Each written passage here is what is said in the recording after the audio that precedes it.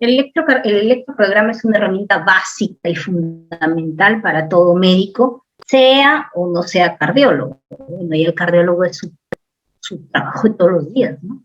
Pero para el que no es cardiólogo es un instrumento y una herramienta que tiene que acompañarlo toda la vida, así sea urólogo, así sea ginecólogo, así sea lo que sea, anestesista, cirujano plástico, patólogo, en algún momento se va a enfrentar a un paciente con alguna patología cardíaca o algún paciente que le dicen, o alguien que le diga, léeme este electro, o sabes cómo se lee el electro, y sería contraproducente, que bueno, si te dicen que le leas el electro, puedes decir que no sabes, pero si estás ya en una emergencia y viene el paciente con un síndrome coronario agudo, y es tu obligación como ejercicio médico no saberlo, ¿no? Entonces esto es básico y obligatorio, así seas lo que seas. Y más aún si no quieres hacer ninguna especialidad y si quieres ser médico general, con mayor razón porque lo vas a ver de todas maneras. Entonces, vamos a empezar. Los objetivos de esta charla son ver un poco los fundamentos del electrocardiograma, ver cómo se saca el eje cardíaco eléctrico del QRS, porque hay eje del P, de la onda T, pero habitualmente se saca el eje del QRS. El ritmo, la frecuencia, el intervalo PR.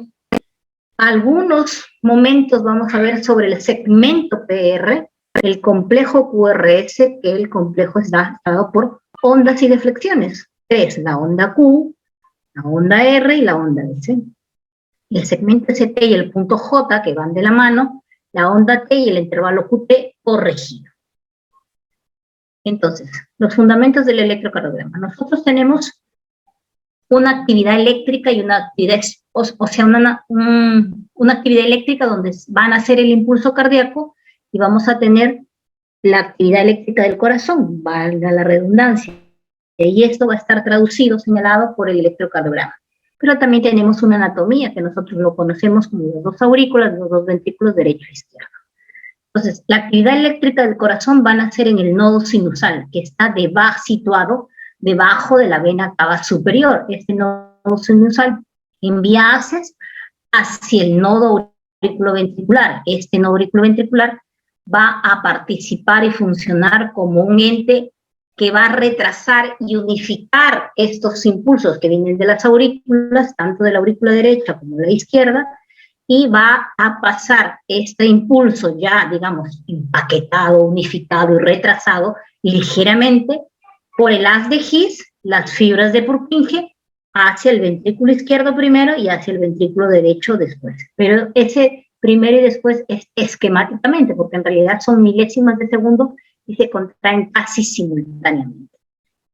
Entonces, se inicia en el nodo sinusal, la base del techo de la aurícula, en la desembocadura de la vena cava superior, va por las aurículas, llega al nodo auriculoventricular, tiene ese retraso, pasa por el haz de His, fibras de Purkinje, izquierda y derecha.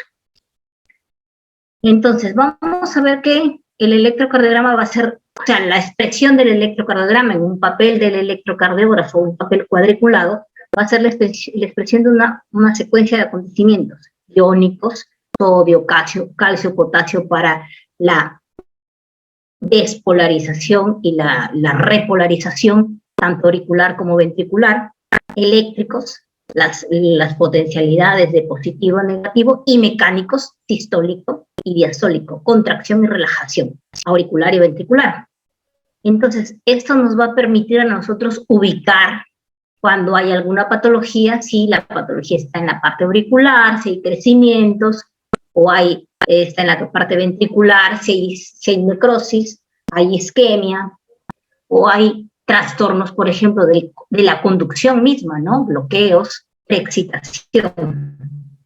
Verlo también desde distintas perspectivas. Nosotros podemos ver, por ejemplo, un infarto de cara inferior, pero que afecta a la cara lateral. Nosotros vamos a ver también a nivel de distintas caras ventriculares, ¿no? Ventriculares izquierdas sobre todo, pero también hay infartos de ventrículo derecho. Entonces lo vemos desde distintas perspectivas y sobre todo interpretar lo que llamamos. Por eso es necesario que el electrocardiograma, insisto y insisto a todos mis alumnos, que el electrocardiograma se lea sistemáticamente, siguiendo un orden. Porque si tú no tienes orden, te saltas de un lado para otro y te pierdes cosas. Sigues el orden, sigues sistemáticamente la lectura y al final das tu interpretación. Esa es la forma como uno se debe acostumbrar a leer el electrocardiograma. Bueno, tener una vida sistemática también, ¿no? Pero aquí el electrocardiograma. Entonces, tenemos, les dije, el nodo sinusal, los haces que pasan por las aurículas derecha e izquierda, el nodo auriculoventricular, el haz de His, por encima del haz de His es supraventricular, por debajo del haz de His es ventricular. Tenemos las fibras de Purkinje izquierdas y derechas. Tenemos una cuadrícula de la tira del electrocardiograma, donde tenemos un cuadrado grande que está formado por 5 cuadraditos pequeñitos. Cada cuadradito pequeñito vale 0.04 segundos. Como tiene 5 cuadraditos pequeñitos, cada cuadrado grande va a ser 0.2 segundos. Y en tiempo, en el eje de las X. Y en el eje de las Y es voltaje. Cada cuadradito en altura es 0.1 milivoltios. Tiempo y voltaje. Las deflexiones y las ondas, nosotros las tenemos en el electrocardiograma en relación a una línea imaginaria que pasa por la base de estas ondas, que se llama isoeléctrica. Todo esto es para que ustedes tengan una idea y vayan a leer al libro y no les suene tan fino, tan feo y tan árido, pero no es porque solamente se van a quedar con eso, porque si no, no entienden nada. Entonces, nosotros tenemos una isoeléctrica que es una línea imaginaria. Esta línea imaginaria nos va a dividir en una parte que es por encima de la isoeléctrica y una parte que es por debajo de la isoeléctrica. Entonces, todas estas ondas van a estar en relación a la línea imaginaria o la línea isoeléctrica. Vamos a tener ondas, vamos a tener segmentos y vamos a tener complejos.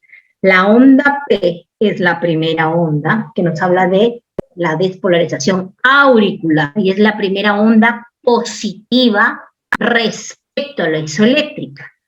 Después tenemos el intervalo del complejo QRS. Es un complejo porque está formado por más de 2 ondas, o más de 2 deflexiones, o más de 2 segmentos. Tenemos una primera onda, que es una onda Q, que es una onda por debajo de la isoeléctrica, negativa. La onda R, que es una onda positiva, por encima de la isoeléctrica, y la onda Q es la segunda onda o deflexión negativa del complejo QRS. Tenemos el punto J, este punto J que es la unión entre el término del QRS y el inicio del segmento ST, que caminan muy de la mano o van siempre juntos, punto J y segmento ST, y que son los que nos van a dar la pauta principal para nosotros ver si nos estamos enfrentando ante un síndrome coronario agudo ST elevado por encima de la isoeléctrica o ST infradesnivelado por debajo de la isoeléctrica. Todo es respecto a la isoeléctrica. Tenemos la onda T, que es una onda después del segmento ST y que también está por encima de la isoeléctrica. También vamos a tener segmentos, como es el segmento PR, desde el inicio de la onda P hasta el inicio del QRS. Este es el intervalo PR, y el segmento PR es diferente al intervalo PR, es al final de la onda P, inicia y termina en el inicio del QRS, es solamente este pedacito. Este es el segmento PR, este es el intervalo PR, dos cosas diferentes. El intervalo QT, el gran olvidado, pero es el que más te mata si lo tienes claro. Este QT es el segmento que va desde el inicio de la onda Q hasta el término de la onda T. Entonces tenemos un QT medido. Pero a nosotros no nos importa mucho el QT medido, porque el QT medido tiene muchas variaciones con la frecuencia cardíaca. Si nos encontramos en bradicardia, menos de 60, o si nos encontramos en taquicardia, más de 100, van a variar grandemente los valores del QT. Por lo tanto, siempre el QT debe ser QT corregido con respecto a la frecuencia. Ya vamos a ver más adelante. Entonces, estos son todas las ondas, complejos, segmentos que encontramos en un electrocardiograma que nos van a decir que esta es la despolarización auricular, la despolarización ventricular y la repolarización ventricular. Entonces, vamos a tener ondas, segmentos y complejos positivos por encima o negativos por debajo de la línea imaginaria que es la isoeléctrica. ¿Hasta aquí todo entendido? Sí, doctora. Sí, doctora. Sí, doctora. Lo mismo, voltaje en el eje de las Y, tiempo en el eje de las X. Onda P, intervalo PR, segmento PR, este es desde el inicio, punto J, intervalo QT, onda Q, RS, segmento ST, onda T y onda U, que es la última deflexión después de la onda T. Pero hasta aquí es lo que siempre vamos a encontrar. La U a veces no se encuentra. Nosotros tenemos en el tórax, tenemos el triángulo de Einthoven, que nos va a dar las derivaciones de los miembros, 1, 2, 3, ABR, ABL, ABF, derivaciones de miembros, y derivaciones precordiales, que vamos a tenerlo en el precordio, obviamente, V1, V2, V3, V4, V5 y V6.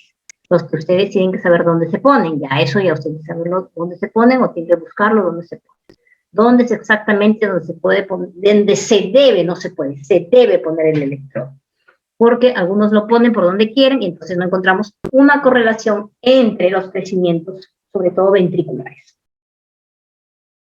Entonces, nosotros con este triángulo de Einthoven que hemos visto anteriormente,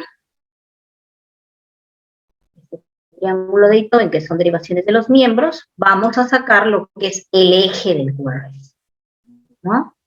El eje del QRS, nosotros en el periodo, nosotros podemos aquí tener 4 cuadrantes.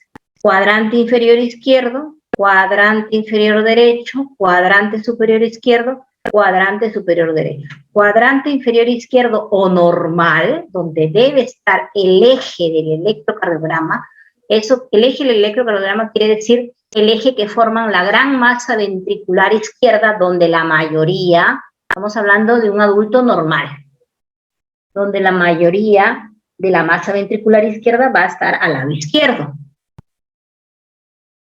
Pero hay algunas personas que tienen dextrocardia o mesocardia. Esos son ya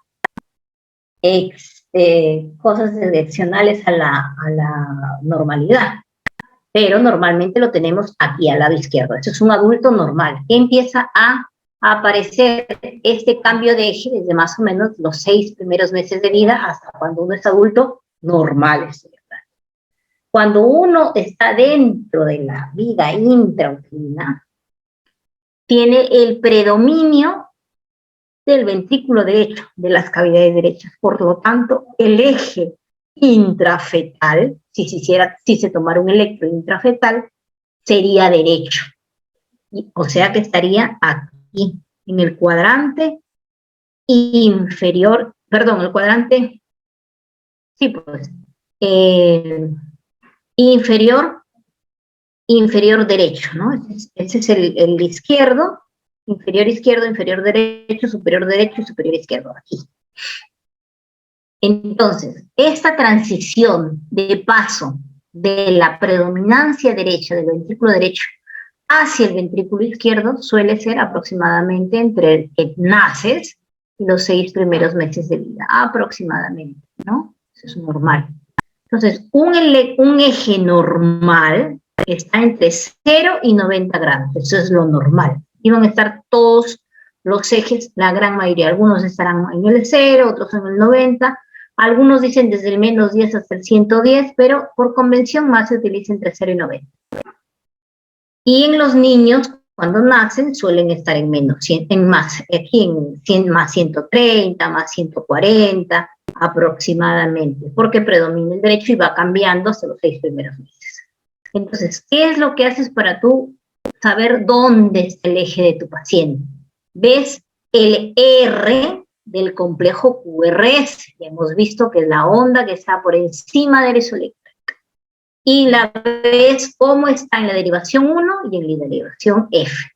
Está positiva en 1, o sea, aquí si nosotros subrayamos, va a estar en este cuadrante. Y si está positiva en F, si nosotros rayamos, está en este cuadrante. Por lo tanto, la intersección va a estar entre 0 y 90, o sea, va a estar en el primer cuadrante o en el cuadrante inferior izquierdo, ¿no? Sí, pues inferior izquierdo, sí, inferior izquierdo, sí, inferior derecho. Inferior izquierdo, o sea, el cuadrante va a estar entre 0 y 1. Y si tú quieres ya ser más exacto, entonces, y más prolijo, entonces tú dices, mi cuadrante está entre 0 y 90, perfecto, pero ¿cuál es mi línea? ¿Cuál es mi eje exacto? Más o menos, ¿no? Porque si no tienes que sumar los cuadraditos para arriba, para abajo, pero más o menos. Hay que encontrar en la derivación de miembros, 1, 2, 3, ABR, ABF, el QRS más isodifásico, ahorita lo vamos a ver. ¿Qué significa isodifásico? Que la altura de la R, o sea, la deflexión positiva, sea la más parecida a la altura de la S, o sea que prácticamente las dos fuerzas se equiparen, la positiva y la negativa del complejo QRS. Y el eje del QRS será perpendicular a esa derivación. Por ejemplo, si tenemos isodifásico, vamos a verlo acá. Aquí, por ejemplo, si tenemos positivo en 1 y positivo en F, está aquí.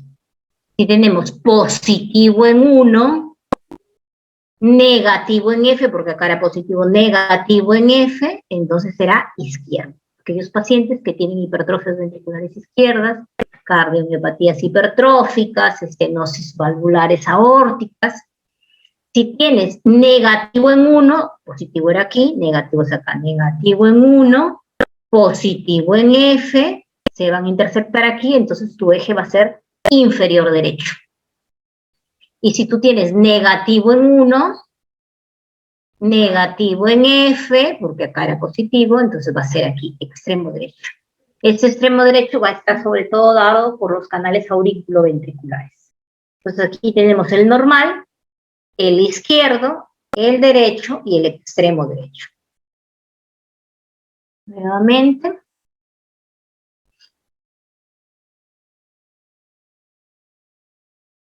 Normal, derecho, izquierdo, extremo derecho. Vamos a ver aquí.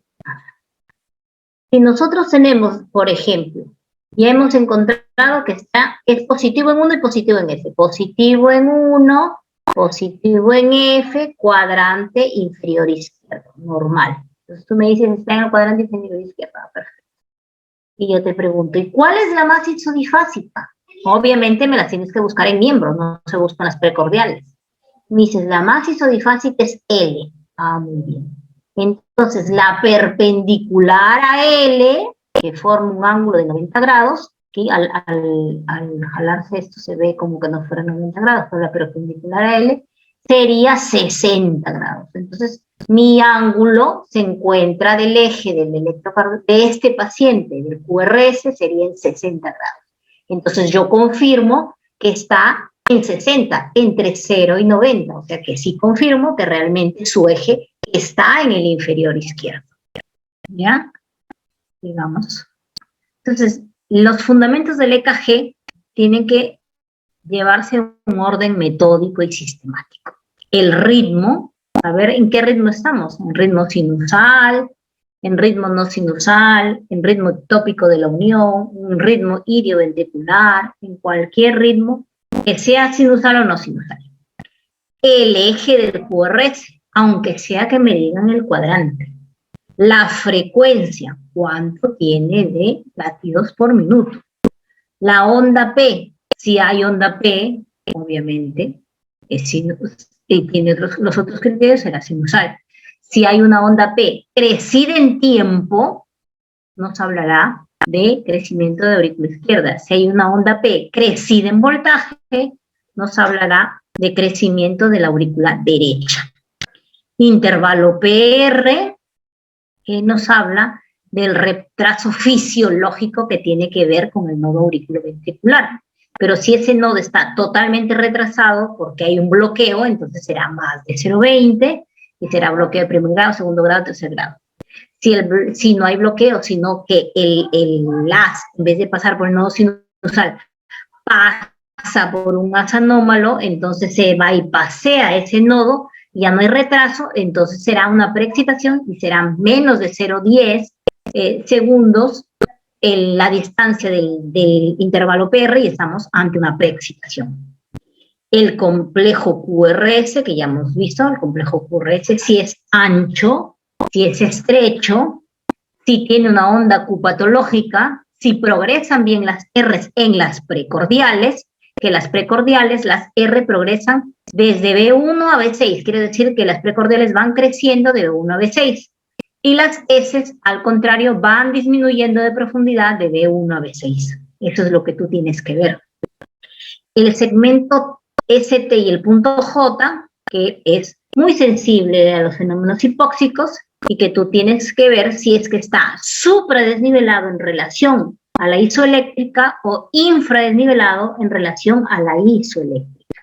La onda T, que es una deflexión positiva posterior al segmento ST, que no necesariamente nos habla de isquemia aguda, pero que sí puede estar muy sensible a procesos muy diferentes, como son hipertrofias, problemas de electrolitos y también canalopatías. Y el intervalo QT, como les había dicho, desde el inicio de la onda Q hasta el término de la onda T, que es ignorado, pero él se hace presente y se hace presente de la forma más letal, porque podemos tener QTs prolongados o QTs cortos, y eso nos predispone a torcida de Points o torzada de Points, que son arritmias ventriculares y parada cardiorrespiratoria, parada cardíaca, ¿no? Más letal es el QT corto que el QT largo, y son relativamente síndromes relativamente jóvenes en cuanto a su descubrimiento, pero muy letales.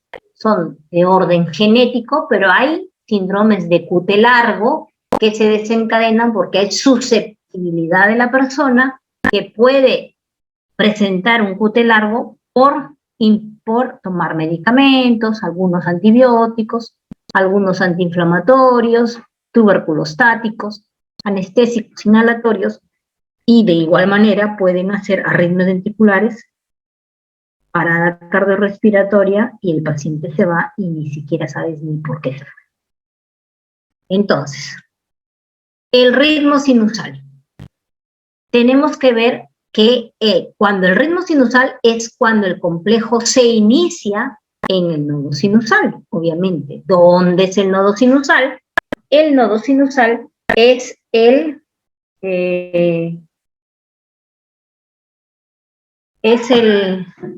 donde nace el impulso cardíaco normal, que es en el techo de la aurícula, la desembocadura de la vena cava superior, aquí, y se traslada por los hay tres haces conocidos, pero hay más, ¿no? O sea, se traslada hacia el nodo auriculoventricular. ¿Cuáles son los criterios para decir que es ritmo sinusal?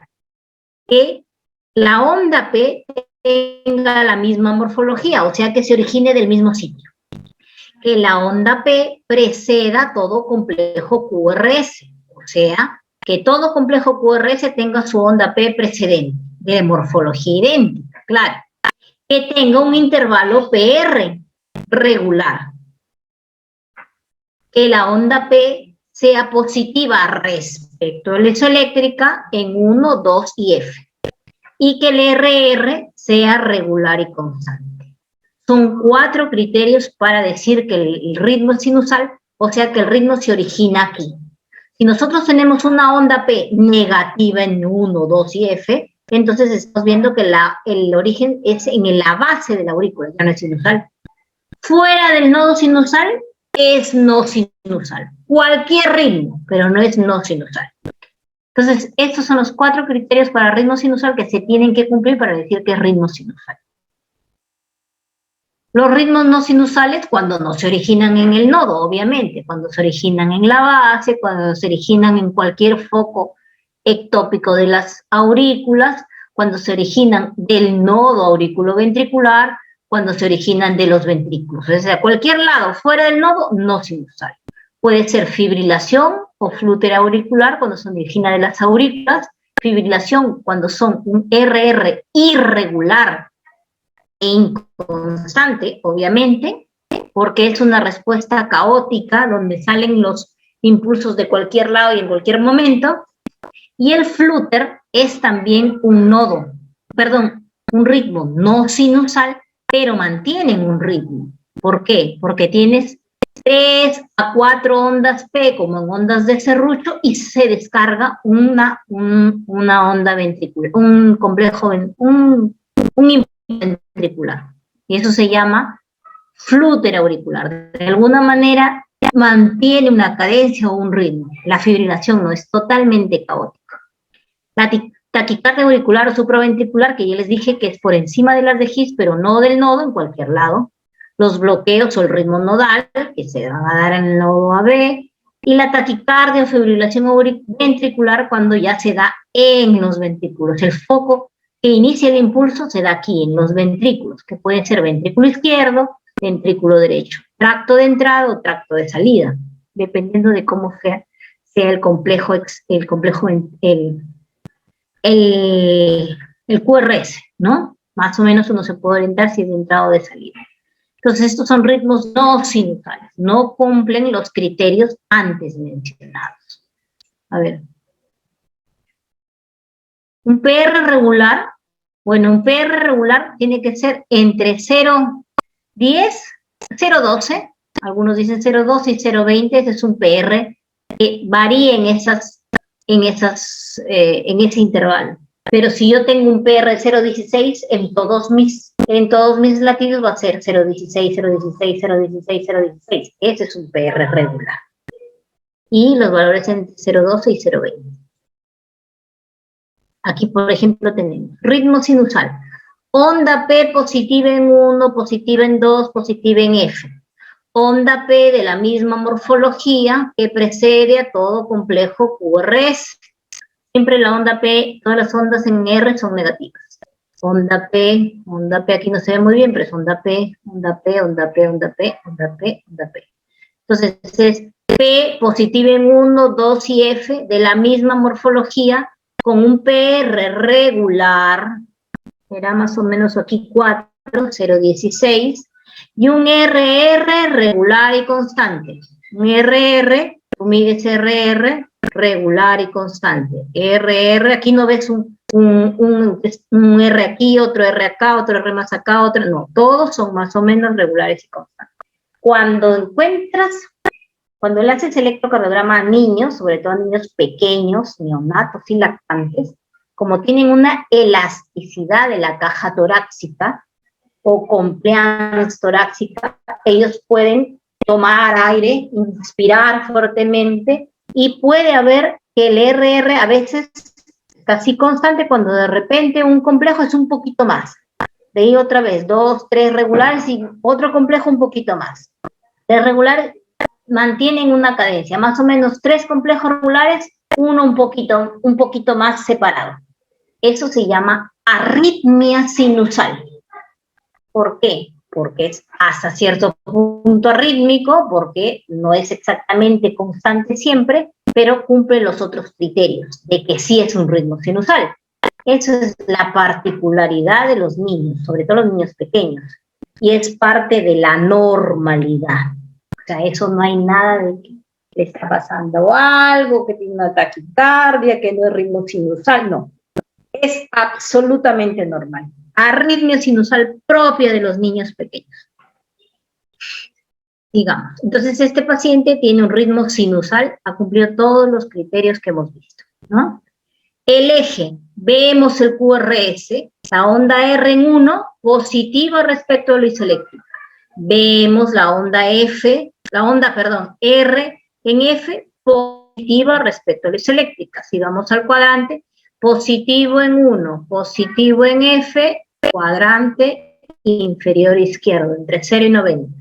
¿Cuál es la más isodifásica de las derivaciones de miembros? Entre 1, 2, 3, R, L y F. Estas son las derivaciones de miembros, estas son las precordiales. ¿Cuál es la más isodifásica? Busco. Esta es fundamentalmente positiva, puro negativa, puro positiva, y aquí tenemos positiva y algo más negativa. ABL. ABL superperpendicular, más o menos 60.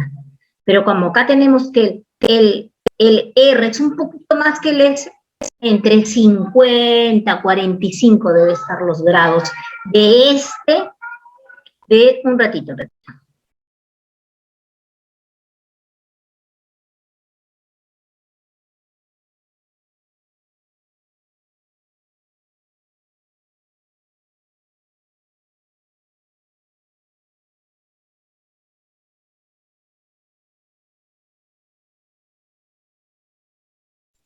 Ya, entonces más o menos entre 45 y 50 grados, porque nuestra más isodifásica, aunque no esté exactamente todos los cuadraditos de R igualitos a todos los cuadraditos de S, o sea, me refiero a 3, 3, 2, 2, 5, 5, 4, 4, no.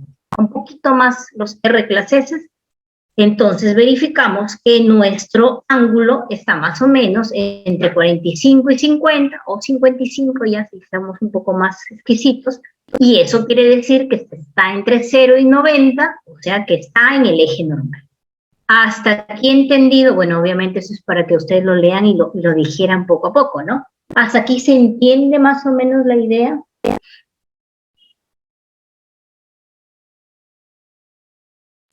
Sí, doctora. Sí, doctora. Ya. Digamos,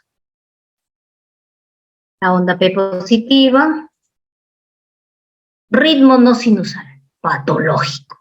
Vemos varias ondas P, 1, 2, 3, 1, 2, 3, 1, 2, 3. Entonces ya aquí de arranque es no sinusal, porque no tenemos una sola onda P, sino tenemos varias.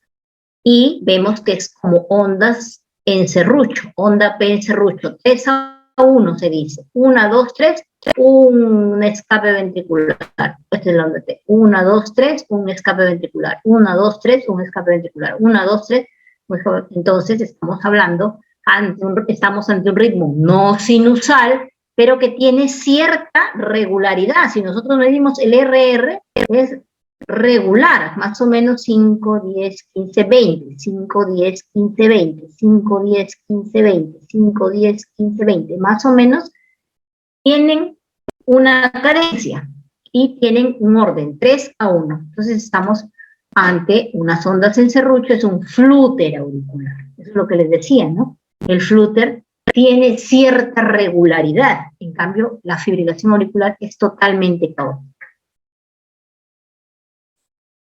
La frecuencia. Vamos a tomar un ratito, un poquito de agua para que no resque la garganta. Un momento.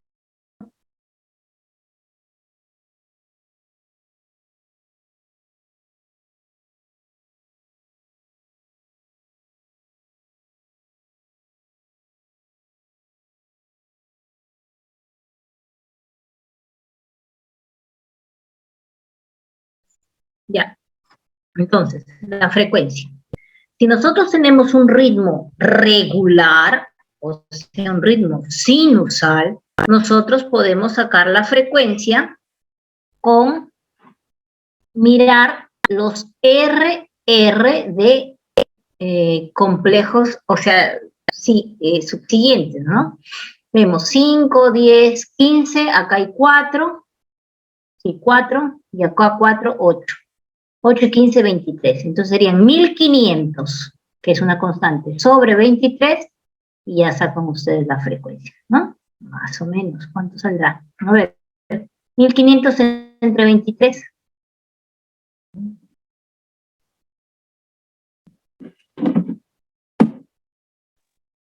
$65,21. Ya, 66, porque nos vamos a pelear, más o menos.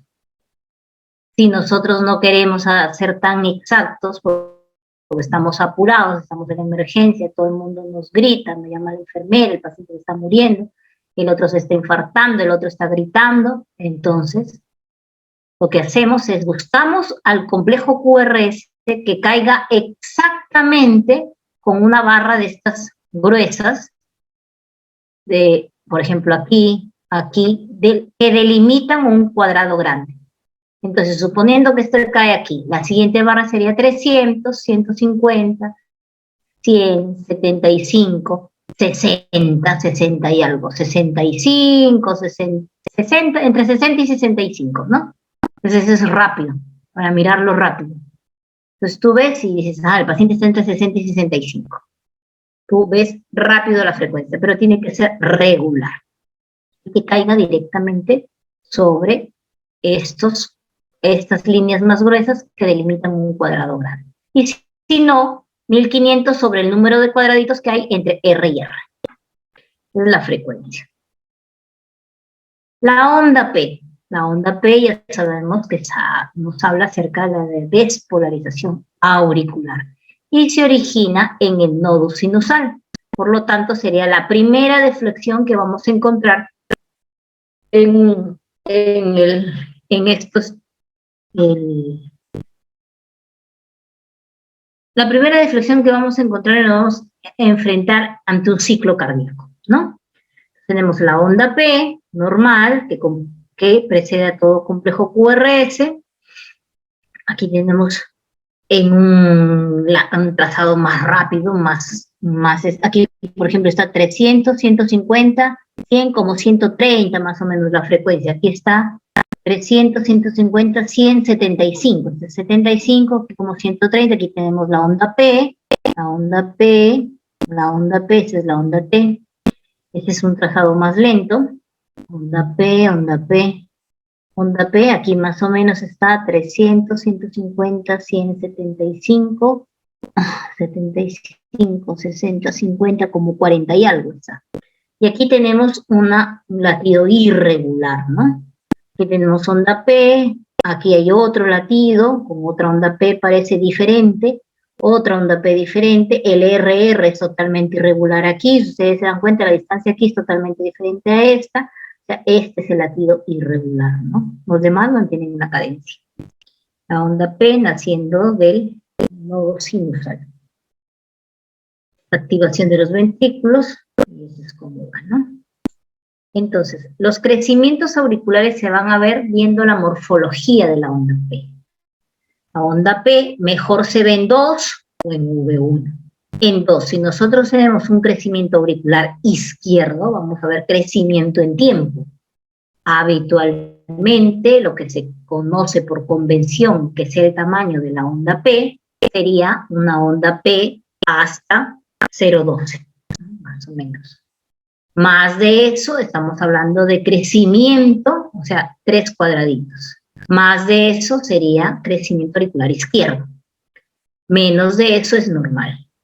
Siempre vemos en 2 y en V1. En V1, la onda P tiene 2 componentes. El componente positivo respecto a la isoeléctrica y el componente negativo respecto a la isoeléctrica. Cuando nosotros en la V1 vemos un crecimiento solamente positivo, estamos hablando de un crecimiento auricular derecho. Cuando nosotros vemos solamente crecimiento del componente profundidad, del componente negativo, y sobre todo que dure más de un cuadradito, o sea, más de 0.04 segundos, estamos hablando de un crecimiento auricular izquierdo. Por eso siempre hay que ver 2 y corroborar con V1, siempre. Auricular izquierdo, duración aumentada, crecimiento de aurícula izquierda, voltaje normal. Crecimiento auricular derecho, P alta y picuda, más de 2.5 milivoltios, o sea, más de 2 cuadraditos y medio en altura. Y aquí debe ser más derecho, ¿eh? Aquí está no muy clara la imagen. Aquí debe ser más derecho. Entonces, si tenemos P picuda en 2 y verificamos que el componente positivo en V1 es picudo también y casi no tiene izquierdo, entonces estamos hablando de un crecimiento auricular derecho. Anchura normal, menos de 0,12, pero voltaje aumentado, más de 2,5, morfología picuda. El intervalo PR. Estamos haciendo lectura sistemática. Hemos dicho el ritmo, hemos dicho la frecuencia, hemos dicho el eje, hemos dicho la onda P, ahorita estamos en el intervalo PR. El intervalo PR ya sabemos que es desde el inicio de la onda P hasta el final, hasta el inicio del QRS, y nos va a hablar del retraso a nivel del nodo auriculoventricular. Entonces, el intervalo PR normal en un adulto es de 0,12 a 0,20, en un niño y es otra cosa. Hay que ver tablas, tamaños, si es lactante, si es neonato, si es preescolar, ya esa es otra cosa. Pero lo normal es un adulto de 0,12 a 0,20. Menos de 0,12 es preexcitación, quiere decir que no hay ese retraso fisiológico en el nodo AB y posiblemente pase por un asa anómalo. Y cuando hay más de 0,20 es que hay un bloqueo a nivel del nodo AB. Y vemos el intervalo PR. Aquí, intervalo PR, aquí vemos PR. PR. El intervalo PR, aquí está el P. Doctora, una Sí. pregunta. Cuando había más de 0,20 segundos del intervalo PR, ¿era un bloqueo de qué dijo? Puede ser bloqueo de primer grado, segundo grado, tercer grado. Eso ya depende. Primer grado es un PR largo y constante. Siempre tienes 0,30, 0,30, 0,30 PR. Después de segundo grado tenés MOVIX 1 y MOVIX 2, que el MOVIX 2 es el que ya es más peligroso y es el bloqueo que se va aumentando. Por ejemplo, en el primer latido tienes 0,22, en el segundo tienes 0,30, en el tercero tienes 0,35 y en el otro estás bloqueado totalmente. El que va aumentando. Y el bloqueo auriculoventricular de tercer grado ya tienes las aurículas van para un lado, los ventrículos por otro lado. Ese es ya otro capítulo aparte para que ustedes lean bloqueos, pero sale de este problema, que hay más de 0,20. ¿Ya? Ya, gracias, doctora. Ya. Doctora, Sí. yo había leído que más de 0,20 segundos también se puede considerar como bloqueo auriculoventricular de manera general o había otras condiciones. O sea, de manera general, más de 0,20 es bloqueo auriculoventricular. Pero los bloqueos auriculoventriculares se dividen en primer grado, segundo grado y tercer grado. Es lo que les digo. O sea, tú, ahorita como alumna, puedes decir más de 0,20, bloqueo AV, punto.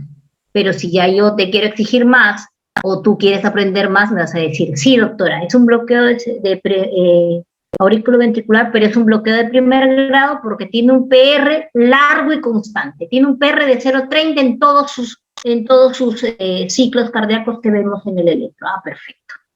Entonces ya yo sé que sabe lo que es bloqueos, ¿entiendes? Pero sí hay subdivisiones dentro de los bloqueos. Esa es una clase que les van a hacer acerca de bloqueos, ¿sabes?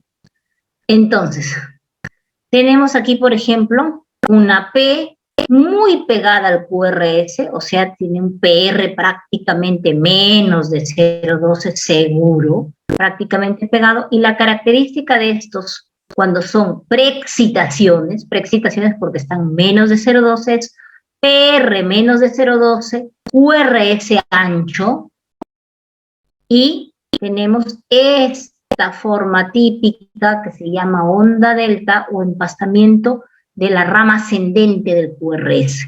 Aquí, miren, aquí. PR, bueno, este PR casi no se ve el P, aquí. PR muy pegadito, QRS ancho y empastamiento o enlantecimiento de la rama ascendente del QRS. Preexcitación, la más común, Wolff-Parkinson. P y el empastamiento del QRS con QRS ancho. Complejo QRS, ya hemos visto que es 3 ondas o 3 segmentos, el Q, el R y el S. Entonces, aquí tenemos QRS, Hay que analizar siempre la onda Q para ver que no haya onda Q patológica, que nos está hablando de necrosis, necrosis celular o muerte celular o infarto antiguo, y la onda R para ver cómo progresa la onda R en las precordiales izquierdas. La onda R suele progresar, o sea, quiere decir que es muy chiquita en V1 y va creciendo acá hasta su máxima expresión en V6. Y la S es al revés. Es muy profunda en V1 y va disminuyendo hasta que casi es imperceptible en V6. Lo normal del complejo QRS es que tenga más de 3 cuadraditos, 0,2, algunos dicen 0,10, pero mayormente es 0,12. Y tenemos complejos QRS anchos, claro, que tenemos QRS anchos. Cuando nacen por debajo de las de His, o sea, nacen en los ventrículos. Cuando tenemos bloqueo de ramas, o sea, derecha e izquierda, vamos a tener QRS anchos, más de 0,2. Si este QRS ancho es en V1 y V2 como orejas de conejo, perdón, estamos hablando de bloqueo de rama derecha. Si esto se da en V5, V6, 1 y L, estamos hablando de bloqueo de rama izquierda. También las taquicardias ventriculares dan complejos anchos porque nacen en los ventrículos. Y las taquicardias supraventriculares, o sea, por encima de las de His, como les dije, la gran mayoría son de QRS estrecho, o sea, menos de 0,12. La gran mayoría. Pero hay algunas que son de un, digamos, ahorita si les explico se me van a marear más, pero lo único que tienen que saber, ahora, más adelante ya lo entenderán, que hay taquicardias supraventriculares que pueden ser QRS ancho a pesar de ser supraventriculares. ¿Por qué? Porque son antidrómicas, o sea que tienen una vía accesoria por la cual sube el impulso por la vía accesoria, o pueden ser taquicardias supraventriculares con aberrancia, así se llama. Y otros complejos QRS que te van a hacer anchos son la preexcitación, lo que les decía, ¿no? PR corto, QRS ancho, complejo QRS ancho por la preexcitación. Estos son los complejos QRS anchos que nosotros podemos encontrar. ¿Cómo nosotros podemos evaluar una onda Q patológica? Porque podemos tener ondas Q, pero no son patológicas. ¿Cuáles son las patológicas? Cuando la onda Q tiene una profundidad de al menos 1/4 igual o más que la R. O sea, más del 25% del tamaño de la R. Si la R vale 10 cuadraditos, acá tiene que ser más del 25% de estos 10 cuadraditos para decir que puede ser una onda Q patológica. Que tiene una duración en tiempo más de 1 cuadradito, o sea, más de 0,04 segundos, y si tiene una muesca en la rama descendente inicial. Estas 3 características nos hablan de una Q patológica. Mayormente encontramos estas 2, pero ya si encontramos estas 3, ya es que es recontra patológica, no hay duda, ¿no? Por ejemplo, aquí tenemos una onda Q, no tenemos R, porque esto es el complejo QRS, o sea, solamente es Q, y tenemos también una onda Q, que no es patológica aquí, pero tenemos un supradesnivel, y aquí tenemos una onda Q, que tampoco tenemos R, o sea, que estamos viendo que el paciente ha tenido un supradesnivel del punto J del segmento ST en 2,3F, cara inferior, sobre una base seguramente que ya la paciente se habrá infartado anteriormente porque tiene una onda Q patológica o tiene más de 4 a 6 horas de evolución de esto. También tenemos un supradesnivel acá en V6 y un infradesnivel en V1 y V2, posiblemente sea un infarto inferior, parte de lateral y posterior. Complejos QRS anchos. Tenemos las extrasístoles ventriculares, ¿no? Ya habíamos visto.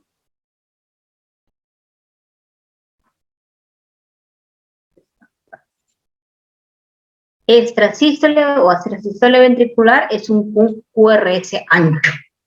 Entonces, ¿cuál es la característica de este QRS ancho? Que es un QRS ancho más de 3 cuadraditos y que es amorfo, no tiene una onda P que lo precede, porque obviamente no nace del ritmo sinusal, sino nace de los ventrículos, y tiene una pausa compensadora. Siempre, o casi siempre, por no decir, por decir el 90%, las extrasístoles ventriculares van a tener una onda T discordante a la polaridad del QRS. Si mi QRS es positivo, entonces yo espero que mi onda T sea negativa. Eso quiere decir discordante a la polaridad. Si mi polaridad es positiva, esta polaridad tiene que ser negativa. Pero cuando yo encuentro un extrasístole ventricular con un QRS positivo y una onda T positiva, nos está hablando de una isquemia en ese momento, con casi mucha seguridad. Habitualmente estos siempre son con polaridad discordante. Esas son las características del complejo QRS originado en un ventrículo, o sea, un extrasístole ventricular, sí, es que no tengan onda P, que tenga un QRS ancho y amorfo y que tenga una pausa compensadora.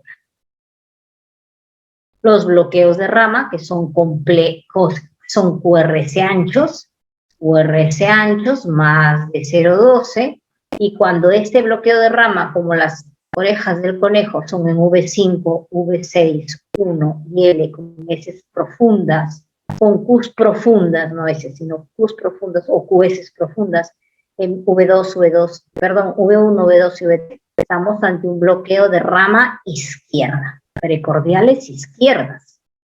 Y cuando encontremos estos bloqueos de rama en V1 y V2, o V3 también, precordiales derechas, estamos ante un bloqueo de rama derecha.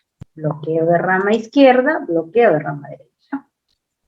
La presión, otro que te va a dar... Doctora, ¿podría explicar nuevamente la diapositiva anterior, por favor? Los complejos QRS hemos dicho que podemos encontrar en extrasístoles ventriculares con bloqueos de rama. Los bloqueos de rama quiere decir que vamos a tener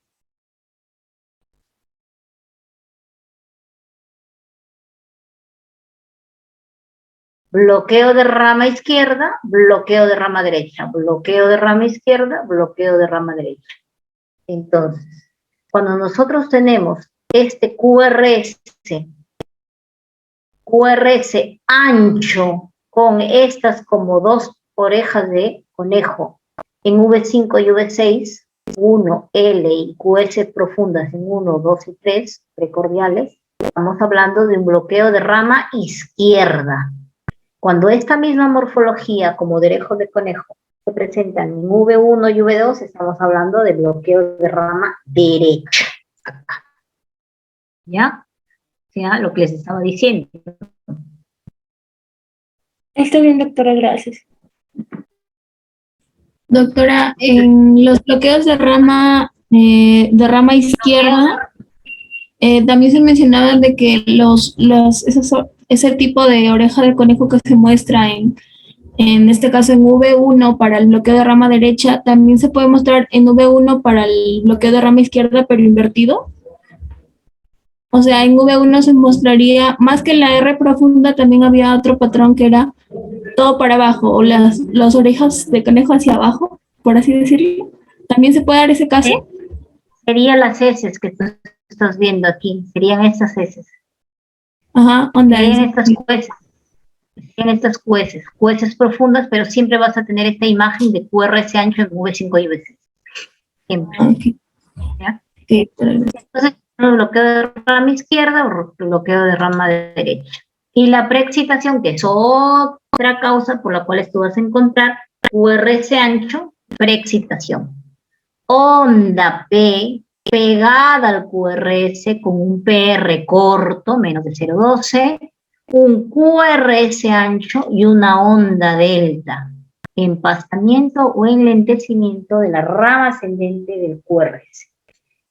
la repolarización ventricular, la cardiopatía isquémica. La cardiopatía isquémica, ya sabemos nosotros de que hay un desbalance entre la oferta y la demanda.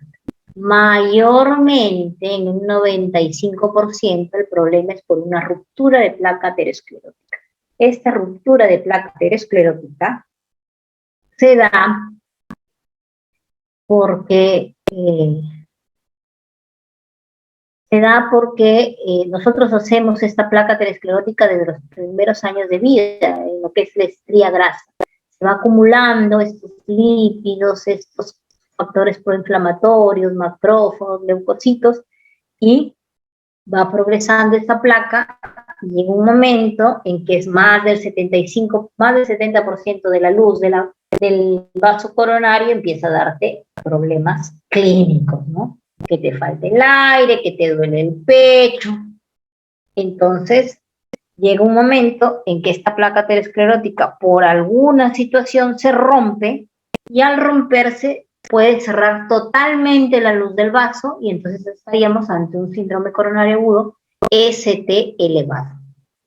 Cuando se rompe, pero no se cierra totalmente el vaso, deja algo de luz, algo de paso de sangre hacia el territorio distal de esa obstrucción coronaria, entonces estamos hablando de un síndrome coronario agudo ST no elevado. Pero también hay otras causas por las cuales puedes tener cardiopatía isquémica. Cuando tienes una anemia muy severa, cuando tienes una cardiomiopatía hipertrófica, está muy grueso y la demanda es mayor de lo que tú le aportas, por hipoxia, por disminución del transporte de oxígeno, por ejemplo, por intoxicación por monóxido de carbono, por taquicardias muy altas, si te has fumado, no sé si se fuma nada, cocaína, si has tomado unos 20 Red Bull, taquicardia más espasmo coronario, puedes hacer un síndrome coronario agudo, aunque no tengas placa aterosclerótica. Obviamente, si tienes placa aterosclerótica y haces esos desarreglos, pues con mayor razón te vas a infartar. Entonces, si nosotros tenemos un trombo por una placa, esta es la placa aterosclerótica, que es una placa que no está rota, pero que todavía hay una luz del vaso que pasa, y cuando se rompe, si se rompe y cierra totalmente la luz del vaso porque se forma un coágulo, estamos ante un síndrome coronario agudo con elevación del ST. Y si se rompe pero no cierra totalmente, hay algo de la luz del vaso ahí, estamos ante un síndrome coronario agudo sin elevación del ST. Entonces, por lo tanto, el segmento ST y el punto J son los principales indicadores de que estamos ante una isquemia aguda, no crónica, aguda. O sea que se ha roto esa placa aterosclerótica en pocas horas y tú estás presentando toda la clínica de un síndrome coronario agudo. Por lo tanto, es importantísimo identificarlo, porque de eso dependerá de que el paciente se te muera o que tú lo traslades y puedas salvarle la vida. Entonces tiene un significado clínico importante, una enorme relevancia terapéutica, porque si tú tienes un síndrome coronario agudo ST no elevado, tú tienes que derivar al paciente, y ese paciente tiene que abrirse la arteria, en el mundo ideal, claro, no estamos hablando de Perú, ¿no? Entonces, tiene que abrirse la arteria en las primeras 2 horas de aparecido la sintomatología, o por cateterismo o por trombolisis. En estos casos, cuando tienes un síndrome coronario agudo sin elevación del ST, entonces, dependiendo de cómo es el paciente, si el paciente tiene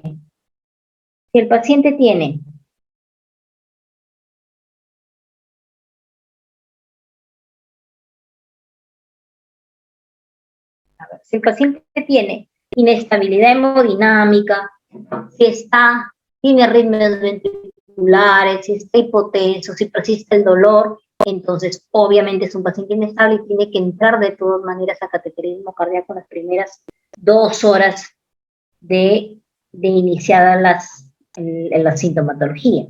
En el caso que no sea así, hay que estratificar el riesgo del paciente. Si el paciente está en un riesgo moderado, tiene que entrar en las primeras 24 horas. Y si tiene un riesgo bajo, o sea, quiere decir que la probabilidad de infartarse es menos del 1%, puede ser diferido y se puede programar un cateterismo para dentro de la primera semana, dependiendo de cómo esté el paciente. Pero esto sí, obligado. Entonces, la clasificación es fundamental del síndrome coronario. Si estamos ante un síndrome coronario con ST elevado, ya saben que tienes que derivar al paciente lo más rápido posible en un sitio que le puedan o entrar a cateterismo para hacer un cateterismo diagnóstico y terapéutico, obviamente, en simultáneo en ese momento, o que le hagan una trombolisis con trombolíticos, ¿no? Ya el trombolítico que tenga. En el mundo ideal, hay trombolíticos de última generación, que son embolos, es una sola inyección, y se suele poner en el mundo ideal en las ambulancias de traslado, ¿no? Pero en el mundo real, os estamos hablando donde tenemos viruela del mono, como en Sudáfrica, o sea, acá en Perú. Si tiene suerte, estoy hablando de MINSA, ¿no? Seguridad Social, no sé, seguramente que tendrán más recursos. Pero si tienes suerte, si encuentras un trombolítico, es la streptokinasa, que es la más alergénica, y te hacen la trombolisis con streptokinasa, ¿no? Yo no he visto realmente alergias por streptokinasa, pero eso es lo que dice la literatura. Felizmente, si hubiera alergias, ya estuviéramos muertos. Pero, y si no tienes suerte, no tienes ni trombolítico, ni tienes ni cateterismo, y lo único que haces es ver que el paciente se infarte, le das el anticoagulante, le das heparina, le das clopidogrel, y a que Dios quiera que el pobre hombre no se siga infartando más y que aguante y que salga, como quede su ventrículo, pues, ¿no? Ya, si queda en falla cardíaca severa, ya pues le tocó. Y si se recupera y tuvo un infarto pequeño, pues qué suerte tú. Así es. Actualmente, bueno, hasta donde yo más o menos he visto la realidad del MINSA hace unos 3, 4 años. No sé si habrá cambiado, no creo. Entonces, más o menos es así. Entonces, el segmento ST y el punto J, como les digo, es importantísimo. Entonces, tenemos la línea isoeléctrica. Cuando esta línea isoeléctrica está supradesnivelada por encima de la isoeléctrica, estamos hablando de un supradesnivel del ST, y por lo tanto nosotros nos imaginamos que ese vaso está totalmente cerrado y que se tiene que abrir, porque si no se abre, es tejido muerto y muerte inminente. Supradesnivel del ST. En la línea imaginaria, punto J. Pero también hay un infradesnivel del ST respecto a la línea isoeléctrica. Punto J, segmento ST. Punto J, infradesnivelado más de medio cuadradito, y con el segmento ST en recto o de forma depresiva, que dura al menos esta tendencia más de 2 cuadraditos, aquí tiene 1, 2, 3, 4 cuadraditos, es una verdadera depresión del segmento ST. Cierre total de la coronaria, alguna luz de la coronaria todavía tiene. Aquí inmediatamente hay que abrirlo, aquí hay que ver los factores de riesgo que tiene el paciente. El paciente está obviamente muy mal, hay que abrirlo inmediatamente. Punto J, este es el síndrome coronario agudo con elevación de ST. Esto hay que explicarlo tranquilamente. Nos quedamos aquí